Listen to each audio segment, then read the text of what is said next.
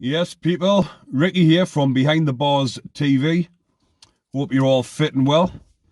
So in this episode, I'm going to talk about Levi Bellfield and Ian Huntley. So a lot of the viewers will know exactly who I'm on about here.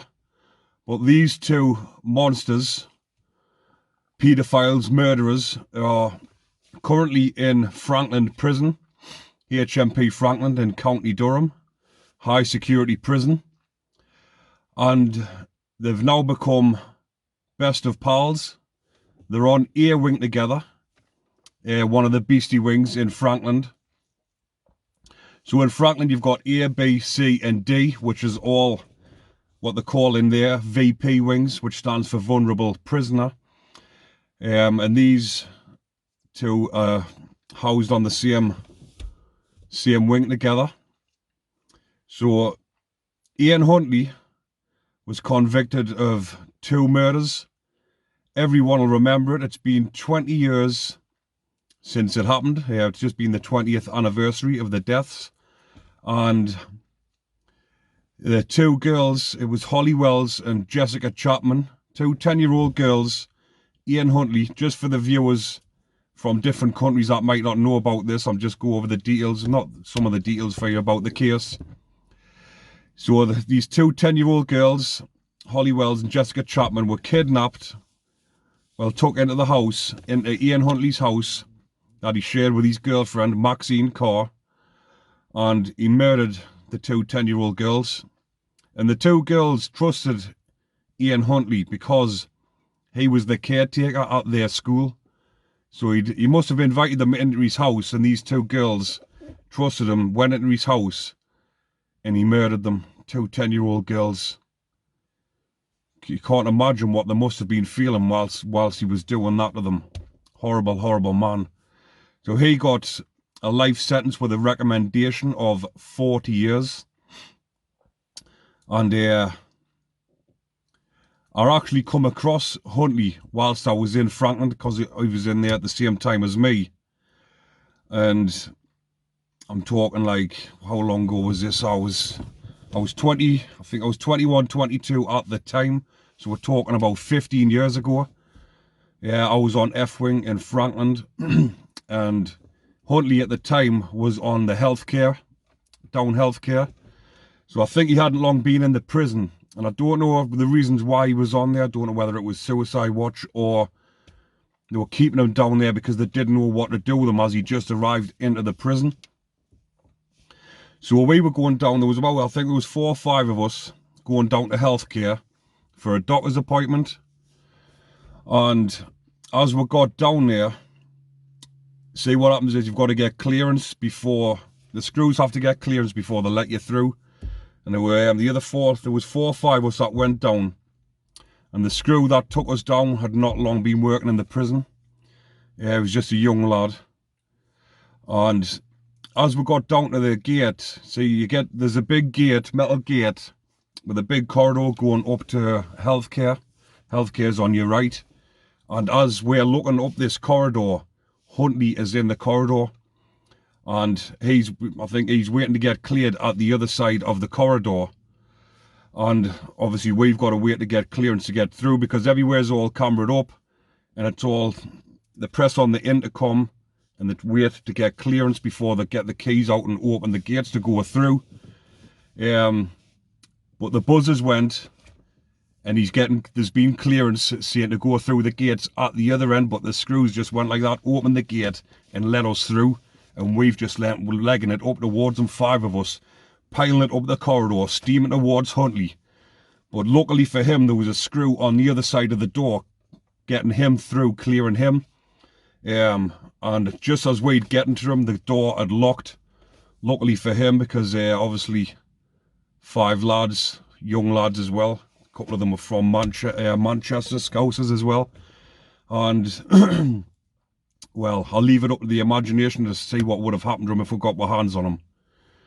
But I'll go on to Levi Bellfield. So Levi Bellfield, who's now pals with Huntley, he's the only person in this country to receive 2 whole life terms. So the whole life term is life without parole. And Levi Bellfield, I'll just tell you a little bit about him. He was a bouncer. He's a big bloke as well, big stocky bloke. And what he was prowling the streets of London late at night, stalking women, and smashing their heads in from behind with a hammer. He killed 2 women, 2 young women as well. And he got done with the attempted murder of a 3rd woman. And he was already serving the sentence for this. He was serving the sentence for doing these crimes and murders. Whilst he, when he didn't get convicted, he actually admitted to killing Millie Dowler. And Millie Dowler was just a 13-year-old girl who got kidnapped off the street. He kidnapped her, chucked her in his car, abducted her, raped her, and then murdered her. And that's what a sick individual he is. He's probably responsible for more murders as well, because I'm sure there was a lot more, if you look into the case a bit more, a lot more unsolved crimes which was similar to what he was actually doing. And there has been talk around the Michael Stone murders, that everyone's saying that he might be innocent and it could have been Levi Bellfield that done it. But I'll leave that for another story, for another time, because I don't know the full ins and outs of that. But I did watch something on a documentary when it was on about that. But yeah, Levi Bellfield is serving 2 whole life sentences. Now, Levi Bellfield has actually converted to Islam whilst he was in Franklin. And the reason why he would have converted to Islam is because in prison, the likes of him and Ian Huntley are despised. They're absolute animals, beasts, the worst of the worst, and the high profile as well.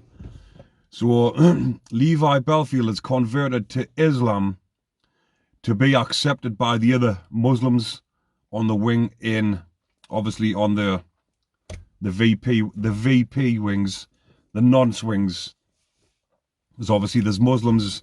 The Muslims down on those wings are totally different to the Muslims up on the top wings. But these Muslims that are in for similar offences, killing children, paedophile offences. So Levi's now converted to Islam to be part of the Brotherhood. So he's now accepted by the other Muslims on the nonce wings. And he's done that to feel wanted and feel a part of something, because he's despised and everybody looks at him in a certain way, and he's a horrible, horrible creature. He's not welcomed by anybody, but he is now that he's converted to Islam, because they'll all be going to Friday prayers together, and he's now one of them. But like I say, excuse me, Levi Bellfield, he's been attacked twice in prison. He got attacked once in Wakefield when he got beat up of a couple of lads. And he got attacked in Franklin where he got sliced. But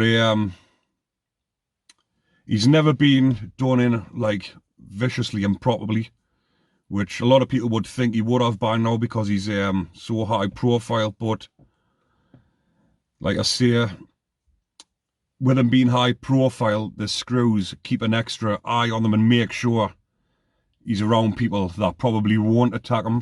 And that is why he's on A wing. But Levi Bellfield goes by the name Yusuf Rahim. That's his new Muslim name, which he's been known by for a number of years now. But on that wing that they're on, because I got told by somebody in Franklin that these beasts are all together on the same wing, which I've just said before, A wing. But you've got the likes of Michael Stone, and Michael Stone has been in for a very long time. He's got done for a double murder. He killed a mother and daughter in the attempted murder of another kid, I think it was. I can't remember exactly. But I know he got done for the murder of a woman and a kid, a little child. So he's there. You've got Wayne Cousins, the police officer that kidnapped and raped a girl off the streets, a lass. And who else? There's quite a few more. I'm forgetting the names he's just told us before, but these are all on the same wing together on A wing. I'm not surprised if the likes of Ian Huntley and a couple of the other ones aren't actually converting as well, just to be, so they're all part of a group. But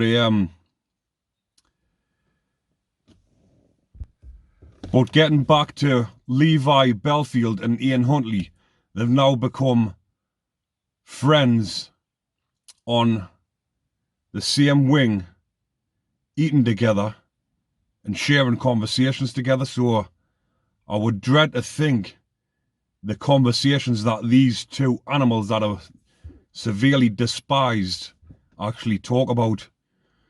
But I just wanted to tell you just about that, just about them and what's actually going on in the prison. But you would think these creatures would be kept away from each other, wouldn't you? But obviously there's that many of them in Franklin. It's not just Franklin, it's nearly every single prison you go to. There's more, there seems to be more non-swings, VP wings, than there actually is normal wings. But yeah, just thought I would update you on that, about what's happening in Franklin. But in the papers, Wakefield has always been known as Monster Mansion. If you ask anybody, and anybody in prison, Wakefield is Monster Mansion. But Franklin has now earned the name Monster Mansion as well, because of all the beasties that's in there. But you also had the likes of the Yorkshire Ripper. He was in there on A wing with them as well, but he just died. I think that was last year when he died. And the Yorkshire Ripper was convicted of 13 murders. A serial killer, killed 13 women over the years. But he just died last year of COVID. That was the only good news that came out of COVID, I think. The only good thing that COVID actually did was getting rid of that beast. Because I don't think he was he would have been missed by many people. But Huntley was attacked in Franklin. I think it was in 2008. He had his throat slashed, or he had his neck slashed off a convicted armed robber. So that was in Franklin. And it was quite a serious injury that he got. He ended up in hospital, lost quite a lot of blood. But obviously he came back to the prison, put straight back to where he was. But I think that's about it for that one, people. But we'll just take a second to remember them poor little girls that lost their lives to these horrible beasts. May they rest in peace. The one good thing is that Levi will never be released from prison. Huntley will be in. I don't think he'll ever be released either. He did get a minimum term of 40 years, but I can't see any parole board letting somebody that's killed two little girls out. So rest in peace to all the victims of their heinous crimes. But if you do like the content, people, remember to like and subscribe. Thanks for listening.